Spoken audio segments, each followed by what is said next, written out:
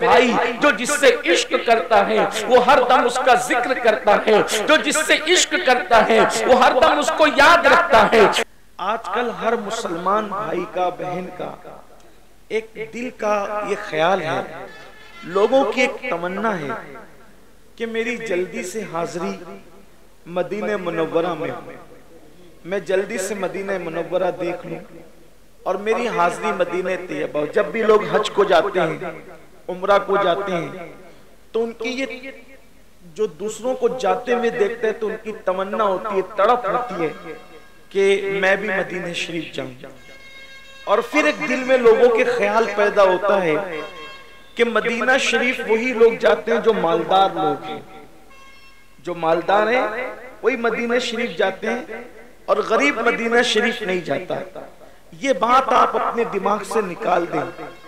مدینہ منورہ نہ غریب جاتا ہے نہ امیر جاتا ہے، مدینہ منورہ نہ بادشاہ جاتا ہے نہ ہی رعایا جاتی ہے، مدینہ منورہ صرف وہ جاتا ہے جس کو مدینے کے تاجدار بلا لیا کرتے ہیں، جسے چاہا اپنا بنا لیا، جسے چاہا در پہ بلا لیا۔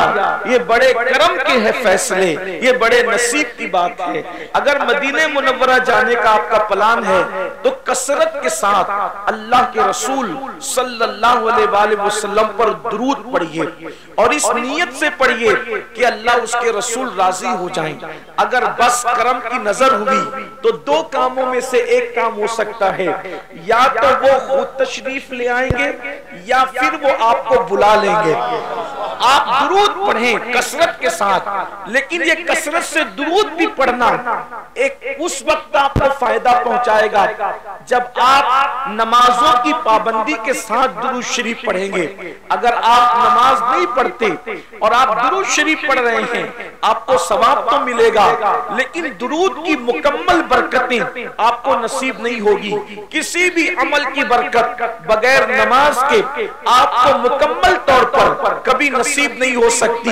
اس سلسلے میں ایک بات عرض کرتا ہوں اور بات مکمل کرتا ہوں۔ درود شریف وہ عمل ہے کہ اگر مچھلی پڑتی ہے تو اللہ مچھلی پر آگ کو حرام کر دیتا ہے۔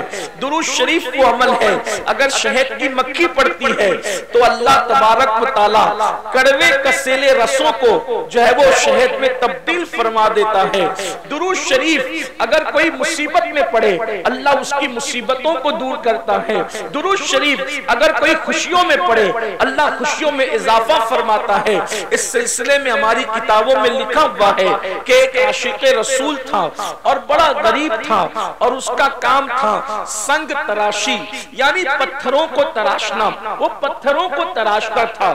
یاد رکھنا ہم حضور سے عشق کی بہت باتیں کرتے ہیں، محبت کی بہت باتیں کرتے ہیں۔ مجھے سنیوں سے شکایت یہ ہے ہم نے عشق کی باتیں بہت کی لیکن ہم نے رسول اللہ سے ویسا عشق نہیں کیا۔ جیسی ہم نے باتیں کی، جیسے نعرے لگائے، ویسے ہم نے حضور سے عشق نہیں کیا، حضور سے ویسی محبت نہیں کی۔ میرے بھائی جو جس سے عشق کرتا ہے وہ ہر دم اس کا ذکر کرتا ہے، جو جس سے عشق کرتا ہے وہ ہر دم اس کو یاد رکھتا ہے، جو جس سے عشق کرتا ہے وہ اس پر مر مٹنے کا جذبہ رکھتا ہے۔ ارے نادان کبھی پتنگوں سے ہی سیکھ لیا ہوتا۔ ایک پتنگے جب بھی جنگل کے اندر آگ جلتی ہے پتنگے اپنی جان کو نہیں دیکھتے بلکہ وہ آگ پر اپنی جان کو قربان کر کے بتاتے ہیں۔ عشق ایسا ہے جو بچنا نہیں بلکہ جلنا چاہتا ہے، جو جینا نہیں بلکہ مرنا چاہتا ہے۔ اللہ اکبر۔ ہمارا حال یہ ہے ہم ہیروز کی تصویریں اپنے موبائل کے اسکرین پر بھی رکھیں، ہم گانوں کی ٹون اپنی رنگ ٹون پر لگا کر بھی رکھیں، ہم کپڑے چلنا پھرنا بولنا اسٹائل پوری زندگی کا سارا لائف اسٹائل جو ہے وہ ہیرو کے کرکٹر کے انداز میں کریں اور دعویٰ کریں عشق مصطفیٰ کا، دعویٰ کریں محبت رسول کا۔ نہیں نہیں، یاد رکھنا اگر آپ عاشق بن جائیں گے عاشق تو اللہ اکبر بہت سے ایسے عالم ہوں گے جن کو عشق نصیب نہیں ہے ان سے بھی آپ آگے بڑھ جائیں گے۔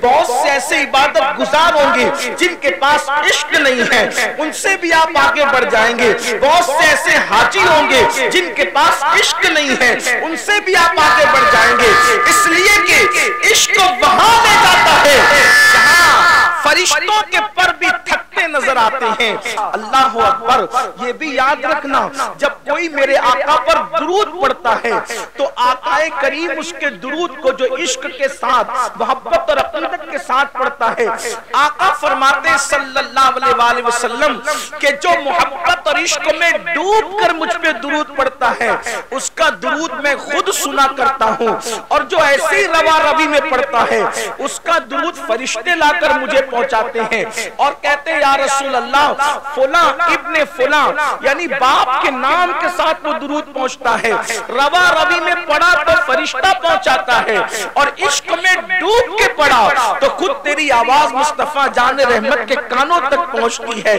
اللہ اکبر، بڑا عمل ہے درود، بہت بڑا عمل ہے درود۔ درود کبھی مردود نہیں ہے، اور درود پڑھنے والا بھی کبھی مردود نہیں ہے۔ جو کثرت سے درود پڑھتا ہے مرنے کے بعد اس کا کفن بھی میلا نہیں ہوتا، اس کے جسم کو قبر کی مٹی نہیں کھاتی۔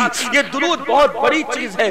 بچے کو درود کی کثرت کروا دو، خود بھی اٹھتے بیٹھتے چلتے پھرتے وضو بے وضو درود شریف پڑھتے رہو۔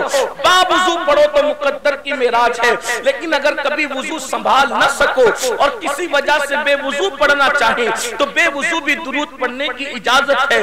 بہنوں سے بھی کہتا ہوں اگر اپنے بچوں کو نیک دیکھنا چاہتی ہو تو جب تم کھانا بنایا کرو تو درود شریف پڑھتے ہوئے بنایا کرو۔ اگر چاہتی ہو کہ تمہارے شوہر کے دل میں تمہاری محبت پیدا ہو جائے تو درود شریف پڑھتے ہوئے کھانا بنایا کرو۔ اس سے بڑا تعویذ کوئی نہیں ہے، ہر درد کی دوا ہے۔ صلی علی محمد، تعویذ ہر بلا ہے۔ صلی علی محمد، اللہ اکبر۔